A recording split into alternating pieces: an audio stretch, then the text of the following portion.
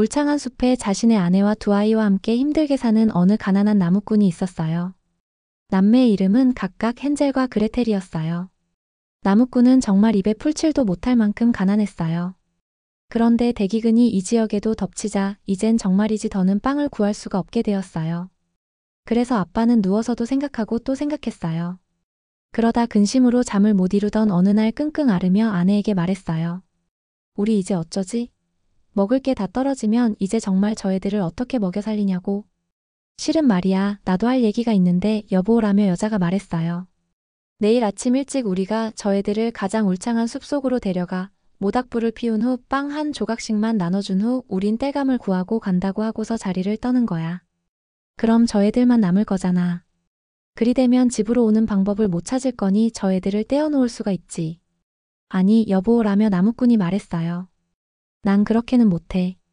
어떻게 내 자식들을 숲에 남겨둔단 말이야? 사나운 동물이라도 만나 물어뜯기면 어쩌려고. 이 팔푼하라며 아내가 말했어요. 그럼 우리네 다 굶어 죽어야 속이 후련하겠냐? 왜 이참에 아예 관 4개 만들지 그래. 그래서 아내는 남편이 동의해줄 때까지 들볶았어요. 하지만 저 불쌍한 아이들에겐 너무 미안해, 여전히. 라며 남편이 말했어요. 두 남매도 잠을 이루지 못하고 있었는데 배가 고파서예요.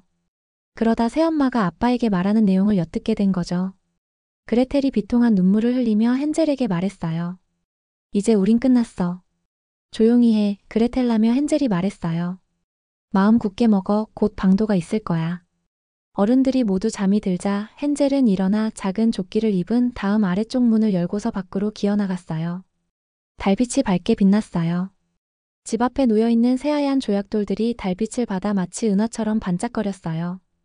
헨젤은 몸을 굽혀 그 조약돌들을 꽤 많이 자신의 작은 조끼 속에 가능한 한만히 담았어요. 그런 다음 헨젤은 다시 돌아가 그레텔에게 말했어요. 일단 마음 놓고 편히 자 사랑하는 동생아 하느님도 우릴 저버리시진 않을 거야. 헨젤도 다시 잠이 들었어요. 아직 해가 뜨기 전 동이 텄을 때 새엄마가 오더니 두 남매를 깨우며 말했어요. 일어나 이 게으른 뱅이들아. 오늘 숲으로 땔감 주워러 갈 거니 그리 알아. 새엄마가 두 아이에게 작은 빵을 하나씩 주며 말했어요. 나중에 먹을 거니까 그때까진 입도 대지 마. 왜냐면 먹을 게 아무것도 없을 수도 있으니까. 헨젤의 호주머니 속엔 조약돌들이 들어 있었기 때문에 그레텔이 자신의 앞치마에 그 빵들을 넣었어요. 그런 다음 그들 모두는 함께 숲으로 출발했어요. 조금씩 걸었을 때마다 헨젤은 멈춰 서서 힐끗 집 쪽을 뒤돌아봤어요. 헨젤은 그러길 반복했어요.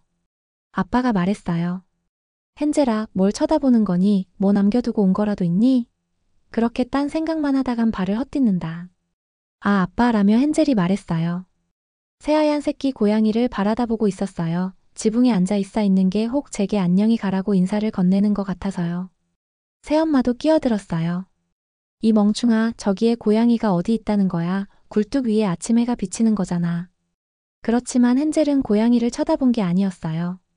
호주머니에 있던 조약돌들을 하나씩 길에 끊임없이 던지고 있었던 거예요. 그들이 숲 한복판에 도착하자 아빠가 말했어요. 자, 나무를 좀 줍거라, 얘들아. 그럼 너희들이 춥지 않게 내가 불을 좀 피우마. 헨젤과 그레텔은 함께 작은 나뭇가지들을 잔뜩 모았어요. 나뭇가지들에 불을 붙이고 화염이 일자 새엄마가 말했어요. 자, 너희들은 불 옆에 앉아 있어. 우린 숲으로 들어가 나무를 베어올 테니. 다 베면 돌아와 너희들을 데려가마. 헨젤과 그레텔은 불 옆에 앉아 있었어요. 점심시간이 되자 각각 빵을 먹었어요. 도끼로 나무를 찍는 소리가 들려왔기 때문에 남매는 아빠가 가까이 있다는 것을 믿어 의심치 않았어요. 하지만 그건 도끼 찍는 소리가 아니라 말라 죽은 나뭇가지에 바람이 세차게 앞뒤로 불면서 내는 소리였어요. 남매는 한참을 앉아있다 눈꺼풀이 무거워져 그만 잠이 들고 말았어요. 마침내 남매가 잠에서 깨고 보니 벌써 날은 무척이나 어두워져 있는 상태였어요. 그레텔이 울기 시작하더니 말했어요. 이제 어떻게 숲에서 빠져나가? 하지만 헨젤은 동생을 안심시키며 말했어요. 잠깐만 기다려봐. 곧 달이 떠오를 거니까. 그럼 금방 길을 찾을 수 있을 거야. 곧 보름달이 떠올랐어요. 그러자 헨젤은 자신의 여동생의 손을 쥐고서 새 은하동전처럼 반짝반짝 빛나는 조약돌들을 따라 천천히 걷기 시작했어요. 남매는 밤새 걸어 날이 셀 무렵에 다시 한번 아빠의 집에 도착했다. 남매가 문을 똑똑 노크하자 새엄마가 문을 열더니 그게 헨젤과 그레텔이란 것을 확인하고는 말했다. 이 대먹지 못한 것들아, 숲에서 왜 이렇게 오래 있었어? 우린 너희들이 다신 안 돌아올 줄 알았지. 하지만 아빠는 기뻤어요. 왜냐면 남매만 숲에 남기고 온 게 여간 마음 아프지 않았거든요. 그 후 오래지 않아 전국에 대기근이 유행하기 시작했어요. 그리고 남매는 밤에 새엄마가 아빠에게 이렇게 말하는 것을 엿듣게 되었어요. 식량도 이제 다 먹었어. 남은 건 빵 반 덩어리가 다야. 이거 먹고 나면 이젠 끝이야. 아이들을 데려다 이번엔 좀 더 숲 깊숙이로 들어가 봐. 그럼 다신 길을 찾지 못할 거야. 이 방법 밖에는 도리가 없잖아. 아빠의 마음이 무거워졌어요. 아빠가 생각했어요. 얼마 안 되는 식량이라도 나눠 먹으면 안 될까? 하지만 새엄마는 막무가내였어요. 그래서 남편을 들볶고 나무랬어요. 게다가 아빠는 누가 옆에서 뭐라 그러면 그런 줄로만 아는 사람이었어요. 그래서 지난번에도 아내의 잔소리에 굴복했듯 이번에도 또한 아내 말대로 하기로 하고 말았답니다. 하지만 이번에도 아이들은 깨어있다 이 대화를 듣게 되었어요. 어른들이 잠이 들자 헨젤은 이번에도 몰래 일어나 밖으로 나가 저번처럼 조약돌들을 잔뜩 호주머니 속에 담아서 올 생각이었는데 앞불싸 새엄마가 문을 잠가두어서 헨젤은 밖으로 나갈 수가 없었어요. 그럼에도 불구하고 헨젤은 어린 여동생을 안심시키며 말했어요. 울지마, 얘 조용히 자자구나. 하느님께서 우릴 도와주실 거야. 아침 일찍 새엄마가 오더니 아이들을 침대에서 끄집어냈어요. 그런 다음 남매에게 각각 빵을 조금씩 나눠주었어요. 하지만 지난번보다 훨씬 더 작은 양이었어요.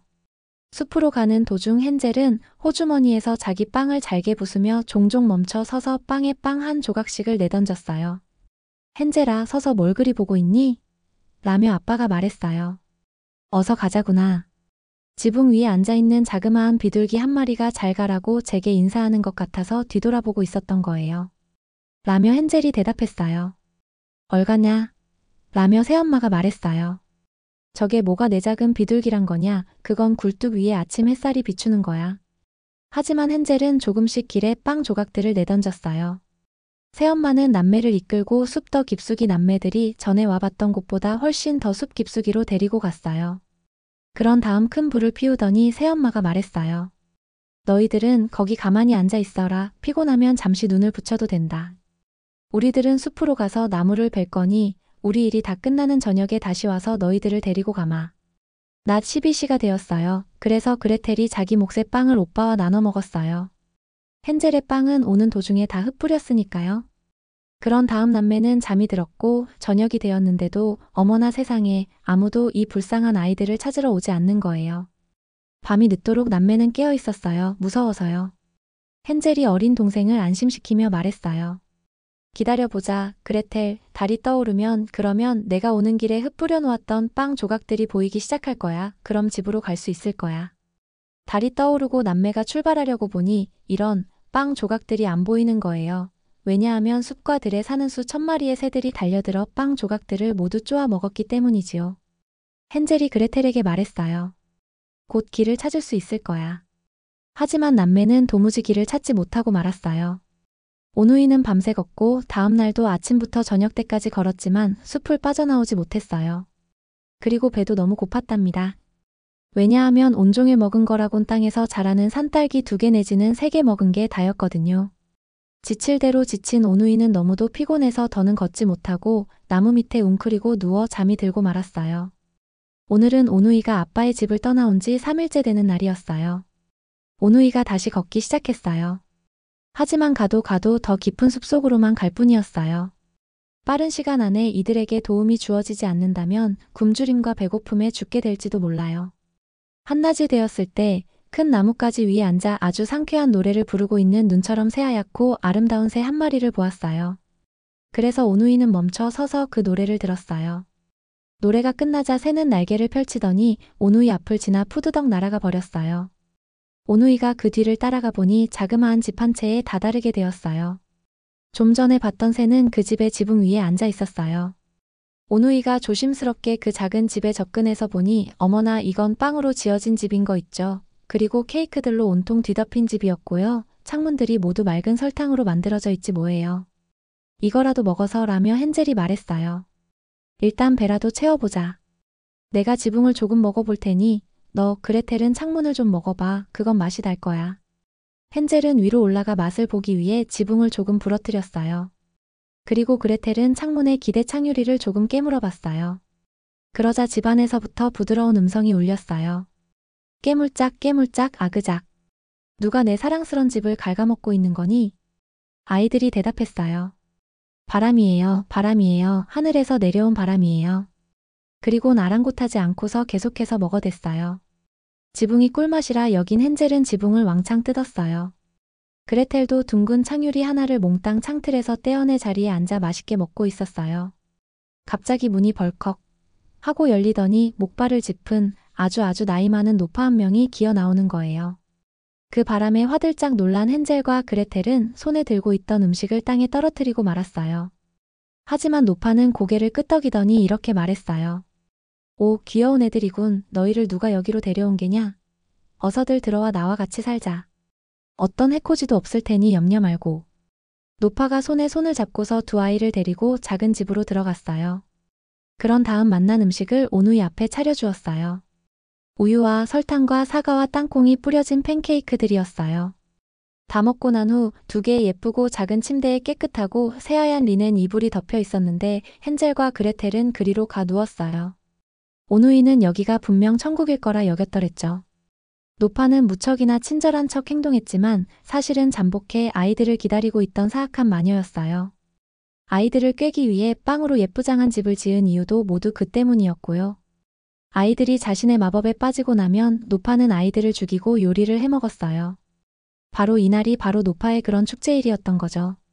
마녀들은 핏발이 선 눈을 가졌기 때문에 멀리 보지 못해요. 하지만 냄새엔 짐승처럼 예리한 감각을 가지고 있죠. 그래서 인간 아이들이 가까이 접근한 걸 아는 거예요. 헨젤과 그레텔이 근처까지 왔을 때도 마녀는 심술궂은 웃음을 보이며 조롱하듯 말했죠. 두 놈 걸려들었군.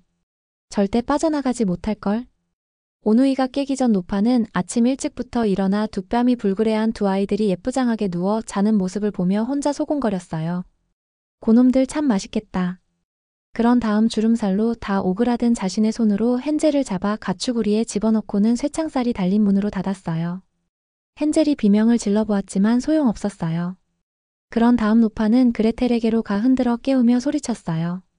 냉큼 일어나 이 게으름뱅이야. 가져 물을 길어와. 그리고 내 오빠가 먹을 만한 걸로 맛난 걸 만들어봐. 그 녀석은 가축우리에 있다. 어서 살을 찌워야 해서 말이지. 살이 다 찌면 내가 먹게 될 거다. 그레텔이 울고불고 했어요. 하지만 전혀 소용이 없었어요. 사악한 마녀의 지시에 의해 하라는 대로 그레텔은 할 수밖에 없었어요. 이제 최고의 요리감은 불쌍한 헨젤 오빠가 되었고 여동생인 그레텔로서도 빼도 박도 못하는 상황이 되었어요. 매일 아침마다 노파는 가축우리로 기어가 큰 소리로 말했어요. 내 손가락 좀 내밀어봐라. 살이 포동포동 쪘는지를 봐야겠다. 하지만 헨젤은 노파에게 작은 뼈다귀를 내밀었어요. 눈이 침침했던 노파는 그걸 잘 볼 수 없었던지라 헨젤의 손가락이라고만 생각하고 아무리 먹여도 살이 찌울 수 없다는 사실에 놀라워했어요.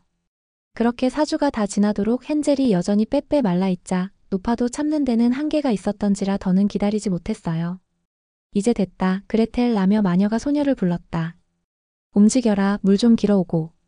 이젠 헨젤이 쪘던 말랐던 상관없다. 내일 저놈을 죽여서 요리해 먹어야겠다. 아, 불쌍하고 가련한 여동생은 너무도 슬퍼서 물을 기르면서도 뺨 위로 어찌나 눈물이 흐르던지요. 오 하느님 저희를 구해주세요 라며 그레텔이 울었어요. 만약 그때 숲속 사나운 동물에게 잡아먹혔더라면 한날 한시에 같이 죽었을 것을 잠자코 잊지 못해 라며 마녀가 말했어요. 도움될 일은 전혀 없을 게다. 그리하여 아침 일찍 그레텔은 밖으로 나가 큰 솥에 물을 붓고 장작을 태웠어요. 빵을 구워라 라며 노파가 말했어요. 오븐은 내가 벌써 데워놨다. 빵 반죽 덩어리도 주물러놨고. 노파는 불쌍한 그레텔을 오븐으로 몰고 갔어요. 거기선 벌써 화염이 탁, 탁 하고 타오르고 있었어요. 기어들어가서 라며 마녀가 말했어요. 적당히 데워졌는지 봐라.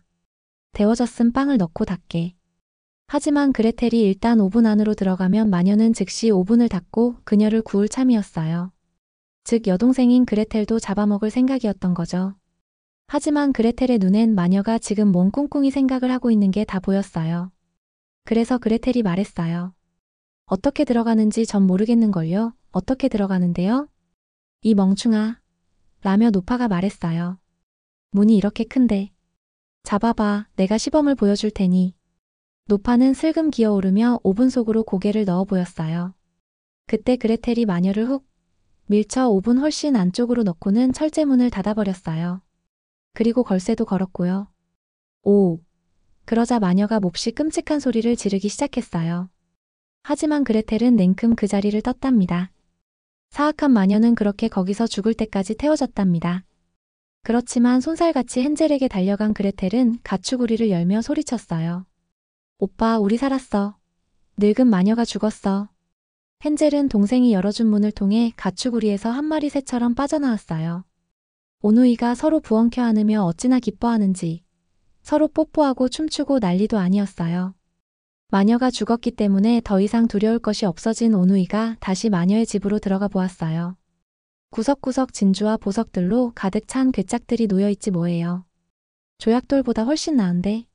라고 헨젤이 말했어요. 그러면서 헨젤은 호주머니에 넣을 수 있는 만큼 잔뜩 진주와 보석들을 넣었어요. 그러자 그레텔도 말했어요. 나도 집으로 좀 가져가야지. 그러면서 그레텔은 앞치마를 가득 채웠어요. 지금 빠져나간다면 라며 헨젤이 말했어요. 마녀의 숲을 빠져나갈 수 있을 거야. 오누이가 2시간가량을 걷자 꽤 큼직한 호수가 하나 나왔어요. 어떻게 건너지 라며 헨젤이 말했어요. 판자떼기도 안 보이고 다리도 안 보이는데. 그리고 양쪽을 오고 가는 보트도 없나 봐 하며 그레텔이 말했어요. 하지만 흰 오리 하나가 저쪽에서 헤엄치고 있네. 내가 저 애한테 물어볼게. 우리를 건너게 도와줄 수 있을지 말이야. 그런 다음 그레텔이 소리쳤어요. 귀여운 오리야, 사랑스런 오리야, 그래 너 말이야. 헨젤과 그레텔이 지금 내 도움을 기다리고 있어. 판자떼기도 다리도 보이지 않거든. 우리를 내 새하얀 등에다 좀 태워서 건너게 해줄래? 오리가 오누이에게로 왔어요. 헨젤이 오리의 등에 앉으며 여동생 보고도 옆에 앉으라고 말했어요. 아니라고 그레텔이 대꾸했어요. 그럼 새끼 오리가 감당하기엔 너무 무겁잖아. 한 명씩 옮겨달라 하자. 착한 새끼 오리는 그렇게 했어요. 오누이는 일단 안전하게 그 호수를 건넌 다음 잠시 걷자 숲이 눈에 서서히 익숙해져가는 것만 같더니 마침내 저 멀리 아빠의 집이 보였어요. 오누이는 뛰기 시작했어요.